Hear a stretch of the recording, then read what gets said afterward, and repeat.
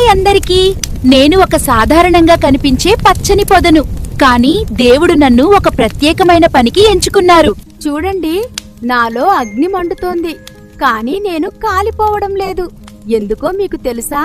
ఎందుకంటే ఇది సాధారణ అగ్ని కాదు, ఇది దేవుని పరిశుద్ధాత్మ శక్తికి ఒక గుర్తు. ఆ అద్భుతాన్ని చూసి మోషే ఆశ్చర్యంతో దగ్గరకు వచ్చాడు. అప్పుడు దేవుడు నన్ను ఉపయోగించి మోషేతో మాట్లాడారు.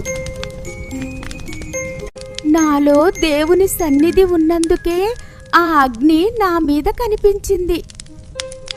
దేవుడు మనలో ఉంటే ఆయన మనల్ని కూడా ఉపయోగిస్తాడు. మీరు చిన్నవారైనా దేవుని యోచనలో చాలా ముఖ్యులు. ఈ కథ బైబిల్లో ఏ అధ్యాయంలో ఉందో మీకు తెలుసా? బాయ్ బాయ్, మళ్ళీ కలుద్దాం.